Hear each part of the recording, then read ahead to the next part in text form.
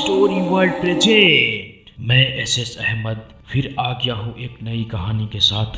तो दोस्तों, आज की कहानी का नाम है दरवाजा खोलो। इस कहानी का लेखक है एसएस अहमद, स्वयं मैं हूँ। ये कहानी इंडिया की यूपी के एक विनय नाम की लड़के से शुरू होती है।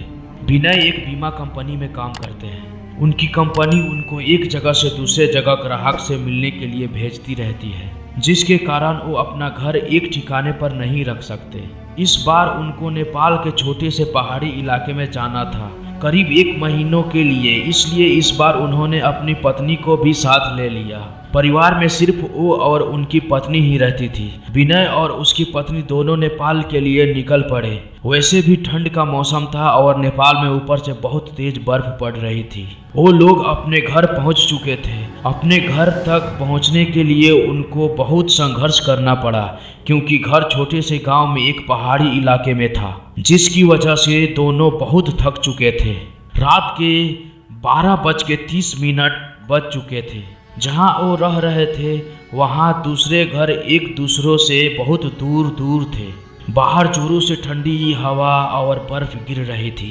दोनों अपने रजाई में डूबकर आराम ही कर रहे थे कि अचानक उनको लगा कि किसी ने उनके घर का दरवाजा खटखटाया।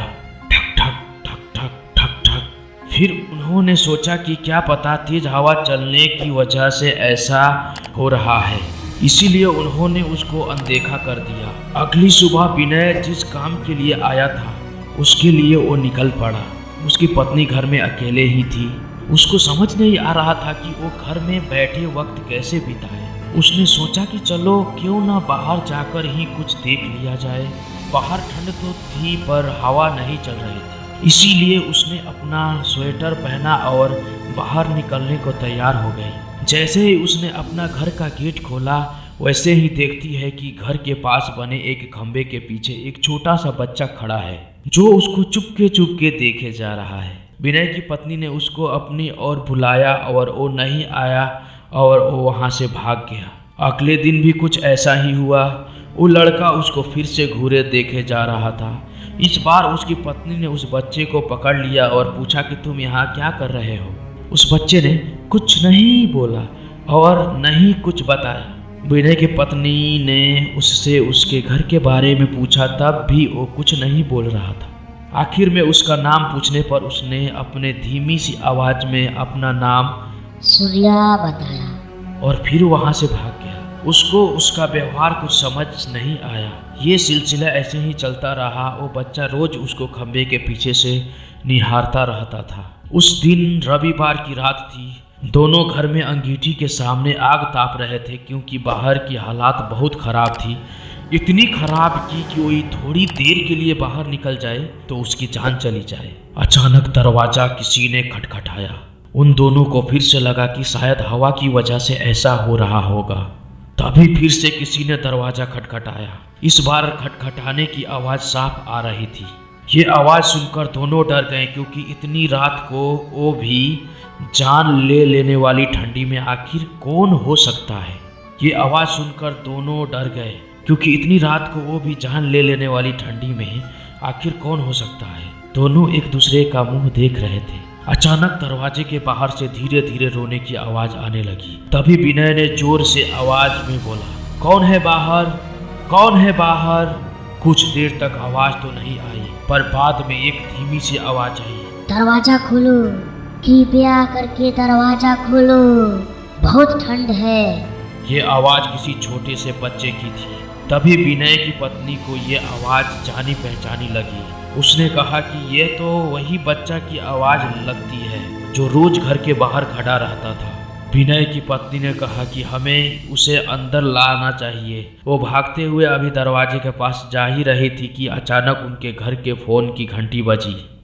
फोन एक पड़ोस में रहने वाली औरत का था, जिससे आज ही विनय की पत्नी मिलकर आई थी। विनय की पत्नी ने फोन उठाया। वहां से उस औरत की आवाज आई, हेलो हेलो जी, मैं आपको बताना भूल गई थी कि अगर आपके घर के बाहर कोई भी दरवाजा खटखटाए तो उसको मत खोलना।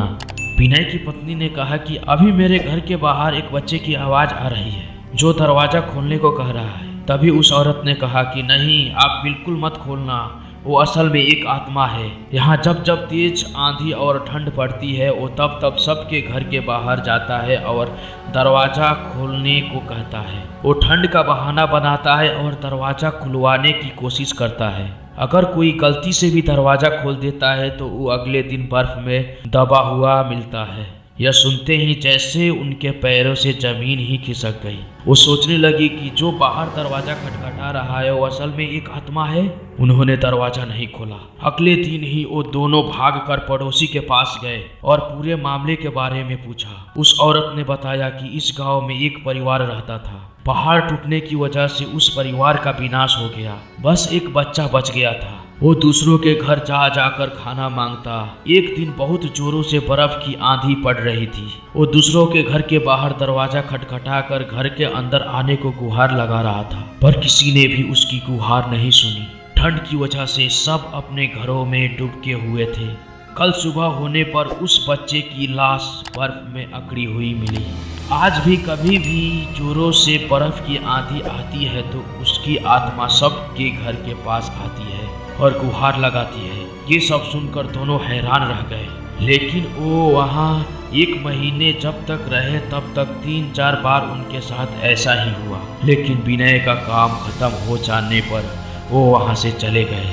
पर विनय की पत्नी के दिमाग में एक रहस्य हमेशा बना रहा कि उस घटना के बाद जो बच्चा उसे रोज घर के बाहर दिखता था वो कभी नहीं दिखा। तो दोस्तों, ये कहानी से हम लोगों को यही सीख मिलती है कि हमें कोई भी अनाथ बच्चे को शरण दे देना चाहिए, खाना दे देना चाहिए। अगर बारिश या बर्फ पड़ रही है तो उसको अपने घर में एक रात के लिए जगह दे देनी चाहिए। अगर उस रात अगर वो लोग खोल के उस बच्चे को शरण दे दिए होते तो वो बेमौत नहीं मरता। तो दोस्तों, ये कहानी से यही सीख मिलती है। फिर मिलते हैं अगले एक नई कहानी के साथ। तब तक बच कर रहिए।